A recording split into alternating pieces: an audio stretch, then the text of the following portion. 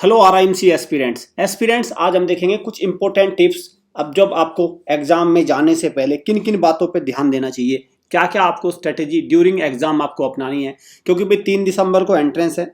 अब तो लगभग सभी बच्चों की तैयारी हो चुकी होगी, सब बच्चों ने अपनी तैयारी प्रॉपर कर ली, अब तो रिविजन है। अभी बता दूं मैं आपको, अभी कोई नई चीज मत पढ़ना, सिर्फ आपको रिवीजन करना है।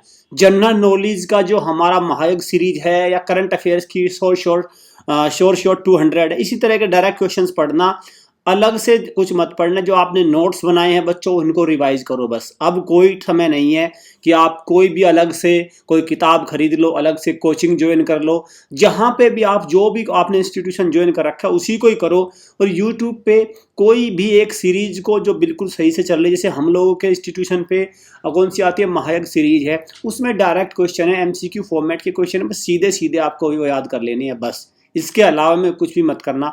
मैथ्स के जो फॉर्मूले हैं उनको रिवीजन करना, इंग्लिश की जो भी आपने कर रखा है उसी को रिवाइज करना, और जनरल नॉलेज में सिर्फ रिवीजन, नथिंग एल्स।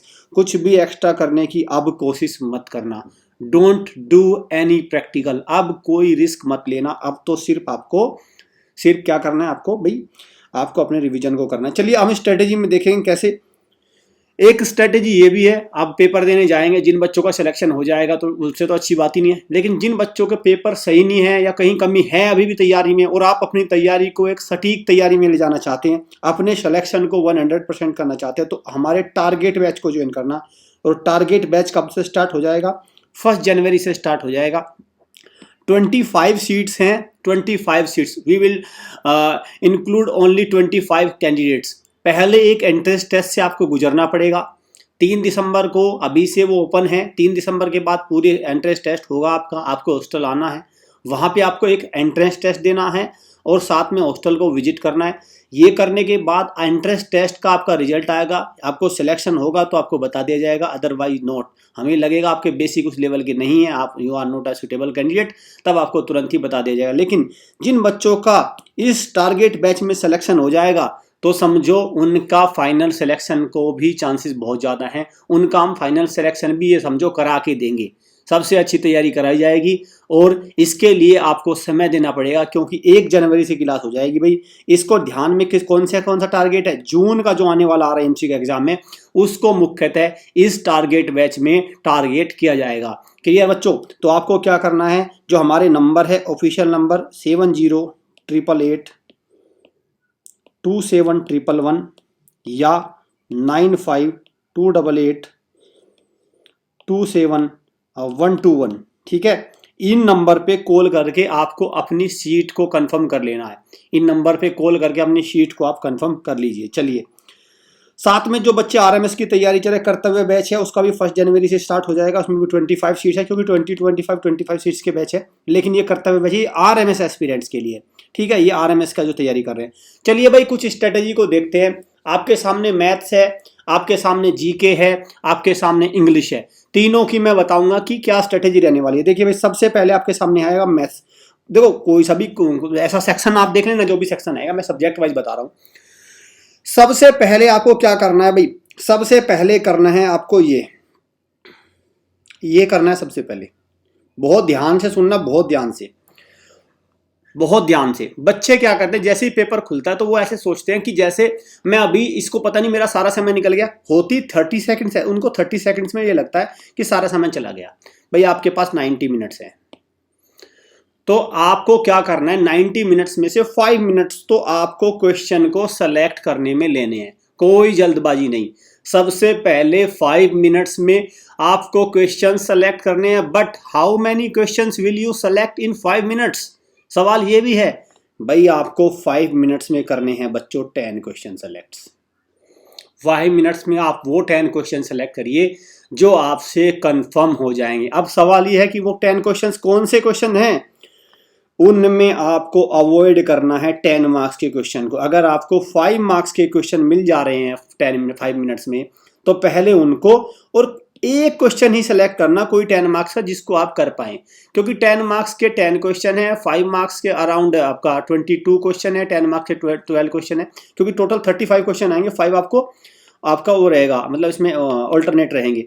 तो आपको क्या करना है भाई, 10 में वाले मार्क्स में से एक आध क्वेश्चन सेलेक्ट करिए और बाकी 5 मार्क्स में से सेलेक्ट करिए। लेकिन इन 5 मिनट्स में आपको 10 क्वेश्चन सेलेक्ट करने हैं। क्लियर हो गया?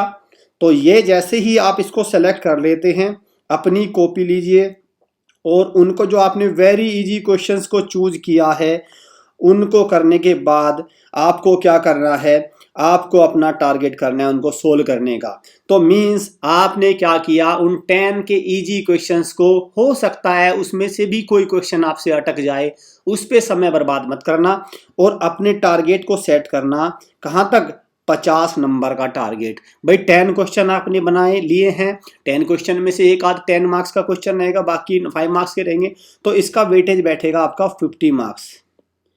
और जैसे ही आप यहां तक पहुंच जाएं, जैसे ही आपको 50 नंबर मिल जाएं, तब बच्चों क्या करना है, तब आपको आराम से 1 मिनट आराम से आपको रिलैक्स होना है। कमरे में ऊपर नीचे देखिए आराम से, और बच्चों आपके कलीग्स हैं उनको देखिए, कोई जल्दबाजी नहीं है। फिर से क्या करना है आपको, फिर से 5 मिनट्स लेनी है और फिर से आपको क्या करना है, 10 मार्क्स के 3 क्वेश्चन को सेलेक्ट करना है। 10 मार्क्स के 3 क्वेश्चन को सेलेक्ट करना है। 5 मिनट्स की जगह हो सकता है आप 3 मिनट्स में कर लो, लेकिन मैं कह रहा हूँ 5 मिनट्स तक भी आप कर लो, कोई दिक्कत नहीं है। 10 मार्क्स के 3 क्वेश्चन को सेलेक्ट करना है। क्लियर? और फिर आपको उनको सोल्व करना है और फिर से 2 to 3 मिनट्स लेनी है और फिर क्वेश्चन सेलेक्ट करने हैं। इस तरह से क्वेश्चंस को सेलेक्ट करना है।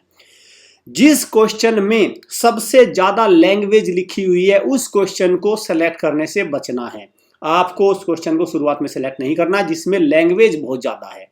ठीक है, ये एक तरीका है। साथ में do not focus too much time on step writing. आप सवाल उठता है कि भाई स्टेप राइटिंग क्या है, स्टेप राइटिंग पे अपना ज्यादा समय बर्बाद मत करना। कुछ सिंबल्स होते हैं इस तरह के सिंबल, सिंस, हैंस, ये वाला सिंबल, देयरफॉर, इस तरह के वर्ड से काम चल जाएगा, नो इशू, आपको नंबर पूरे मिलेंगे, कहीं मार्क्स नहीं कट रहे हैं, एक आध मार्क्स कट भी जाएगा। 200 में से 200 किसी को नहीं लाने, यहाँ पे तो 100 तो मिनिमम चाहिए क्वालिफाई के लिए, और 150 160 का स्कोर अच्छा है तो कोई दिक्कत नहीं है। 5 से 6 मार्क्स अगर आपके स्टेप मार्किंग में चले जाएंगे तो कोई आप पे पहाड़ नहीं गिर जाएगा, कोई दिक्कत नहीं।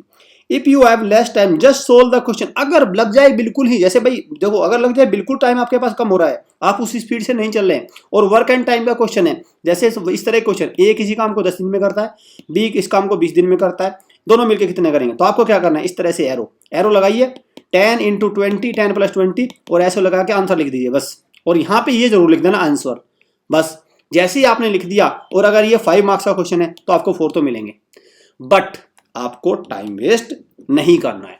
तो मैथ्स की स्ट्रेटेजी बड़ी सिंपल है, इसमें कुछ भी अलग से मैंने आपको बिल्कुल एकदम सटीक इस स्ट्रेटेजी को आपको फॉलो करना है। स्टेप मार्किंग पे ज्यादा टारगेट नहीं करना, 50-50 मार्क्स को अचीव करने का टारगेट बनाइए। कोई क्वेश्चन फंस जाता है बिल्कुल टाइम वेस्ट मत करिए, दोबारा से उस क्वेश्चन को सोल्व मत करिए। अगर आपको लगता है कोई क्वेश्चन आपका फंस गया, don't do that question again, उसको वहीं छोड़ के आगे बढ़िए।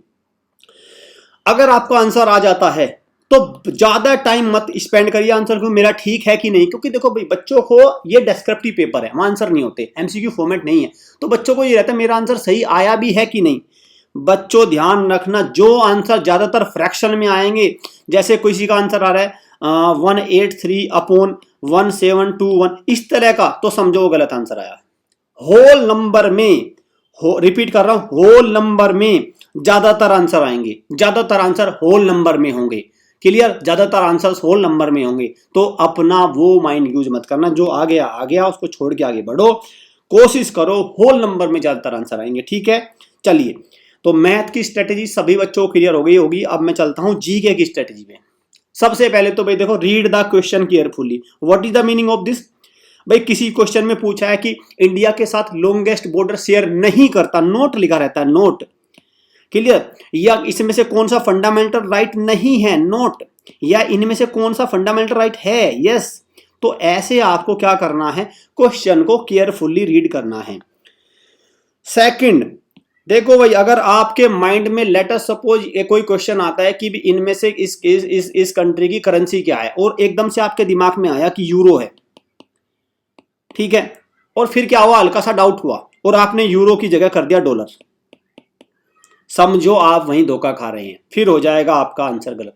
जो पहली इंस्टिंक्ट है, जो पहला माइंड आपका कह रहा है, आपको क्या करना है, उस क्वेश्चंस को, ऑप्शन को चेंज नहीं करना है। वो पहले वाला ही जनरली सही होता है 90%, तो बाद में फिर आपको उसका पछतावा होगा। तो 90% चांस क्या होता है, फर्स्ट ऑप्शन के सही होते हैं, फर्स्ट ऑप्शन। क्लियर? तो उसको आपको चेंज नहीं करना है।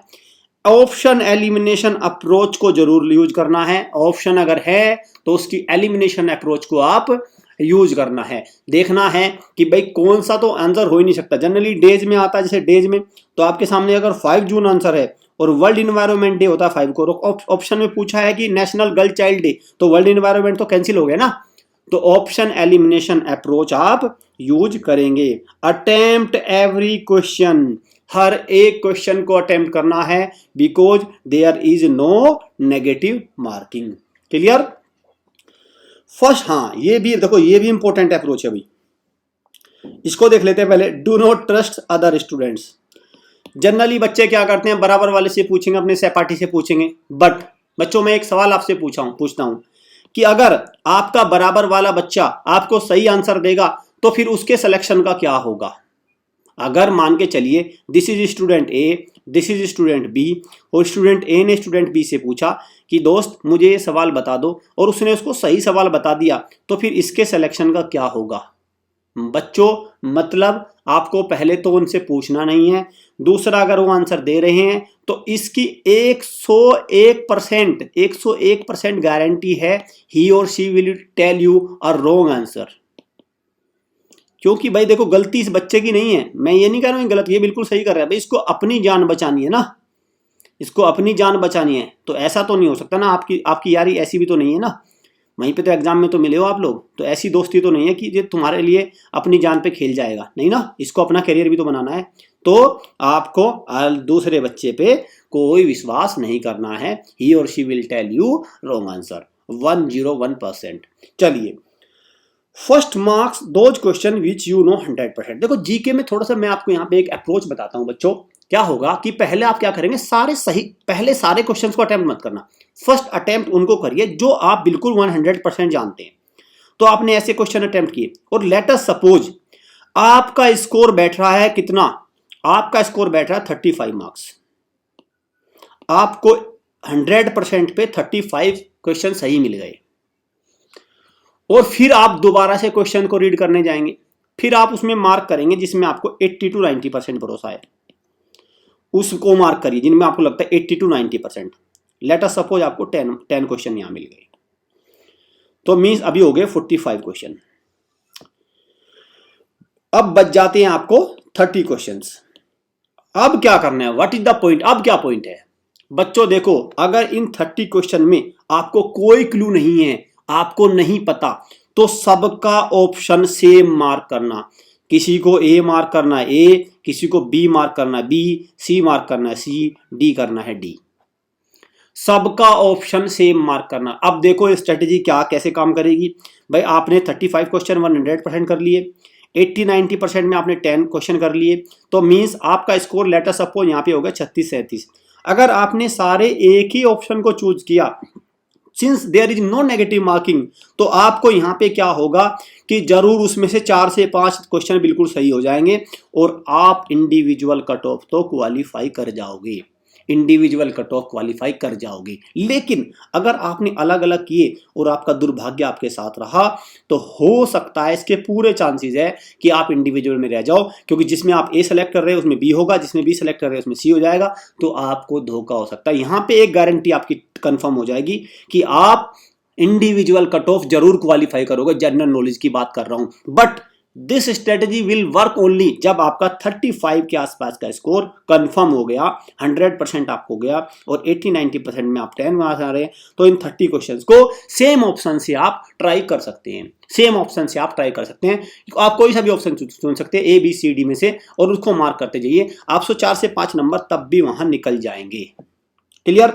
तो ये स्ट्रेटेजी रहने वाली है आपकी जनरल नॉलेज में, जनरल नॉलेज में ये आपकी स्ट्रेटेजी रहने वाली है। एक स्ट्रेटेजी ये भी भाई, अभी जो हमारे श्योर शॉट है भाई, श्योर शॉट उसको आप पूरा देख लीजिए 200, और जो महायज्ञ सीरीज है उसको देख लीजिए अभी, ठीक है। इनसे भी आपको 50 नंबर तो इनसे भी आ जाएंगे अगर देख लेंगे पूरा। क्लियर। चलिए अभी चलते हैं, आप इंग्लिश में आते हैं। सबसे पहले कोर्स ऑफ कौन सा पोर्शन, क्योंकि इसमें 2-3 पोर्शन आते हैं। ग्रामर पोर्शन आता है इसमें और एक आता है इसमें आपका राइटिंग पोर्शन। तो आपको पहले अटेम्प्ट करना है ग्रामर पोर्शन, पहले आपको राइटिंग पोर्शन अटेम्प्ट नहीं करना है। स्पेलिंग मिस्टेक आपको कम से कम करनी है, स्पेलिंग मिस्टेक नहीं करनी है।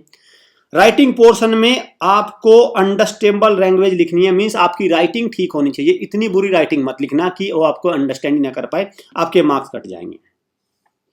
Serial number of the question properly while answering, आपको क्या करना है भाई, जो भी क्वेश्चन लिख रहे हैं उसका सीरियल नंबर जरूर अच्छे से डालना। जैसे क्वेश्चन ऐसे लिखते हैं ना, क्वेश्चन 12, तो आप उसको क्या करें, इसको ऐसे बिल्कुल अच्छे से, मतलब वो दिखना चाहिए, वो विजिबल होना चाहिए कि ठीक है, ताकि पता चलना चाहिए भाई जो चेक करने वाले होंगे, हाँ भाई क्वेश्चन नंबर 12 का सीरियल है ये। एक पेज पे एक ही क्वेश्चन लिखने की कोशिश करिए, स्पेस प्रॉपर दीजिए, ज्यादा कॉपी मत बचाइए। RIMC को आपकी सेविंग की आवश्यकता नहीं है। क्लियर। चलिए ऐसे पोर्शन को, अगर डेस्क्रिप्टिव पोर्शन की बात करें तो लेटर को पहले लिखना है, उसके बाद प्रीसिज वगैरह आते हैं या आपका इमेजिनेशन वाले पोर्शन आते हैं, और ऐसे पोर्शन को सबसे लास्ट में लिखना। ऐसे पोर्शन को सबसे लास्ट में लिखना, ऐसे पोर्शन को सबसे लास्ट में लिखना। और ऐसे पोर्शन को लिखते वक्त कुछ पॉइंट्स जरूर बना लेना, कुछ पॉइंट्स को जरूर बना लेना। टाइम लेना पूरा, टाइम की कमी नहीं है लैंग्वेज में, इंग्लिश लैंग्वेज में टाइम की कमी नहीं है। क्लियर। तो ये आपको इस तरह से इनका सीक्वल को फॉलो करना है।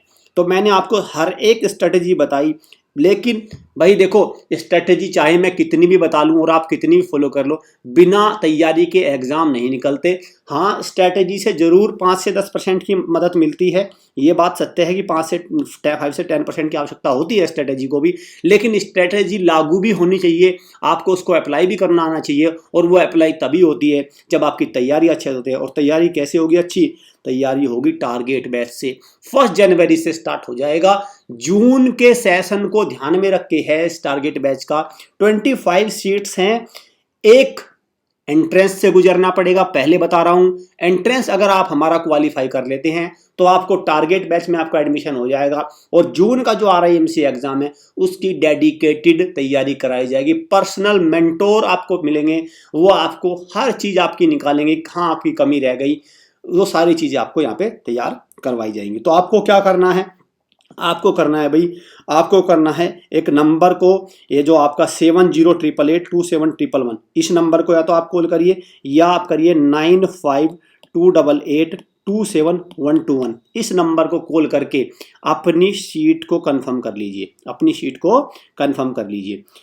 वीडियो अच्छी लगे वीडियो को लाइक करना, शेयर करना, चैनल को सब्सक्राइब और बेल आइकन पे क्लिक कर लीजिए, क्योंकि इसकी आंसर की RIMC का आंसर की हम प्रोड्यूस करेंगे, आंसर की हमारे चैनल पे आएगी, इसकी पूरी प्रॉपर पेपर का एनालिसिस होगा, वहां से आप अपने मार्क्स भी कैलकुलेट कर लेना, वहां से सारी चीज़ें मिल जाएगी। और भी सारी जो एंट्रेंस एग्जाम होते हैं, स्कूल एंट्रेंस एग्जाम, उनकी तैयारी हमारे चैनल पर सबसे अच्छी कराई जाती है। सारी फैसिलिटी है, आप लाइव क्लास ले सकते हैं, आप रिकॉर्डेड कोर्सेज ले सकते हैं, मॉक टेस्ट ले सकते हैं, टेस्ट सीरीज ले सकते हैं, कुछ भी ले सकते हैं, सारी चीज़ें प्रोडक्ट आपको स्कूल एंट्रेंस टेस्ट से रिगार्डिंग मिलेंगे। सो स्टूडेंट सभी बच्चों को ऑल द बेस्ट, अच्छे से पेपर देना, बहुत अच्छे से पेपर देना, डरना नहीं है, घबराना नहीं है, एकदम मेहनत आपने करी है पूरी साल, उसका अब नतीजा आने वाला है। तो अच्छे से all the best. Thank you students.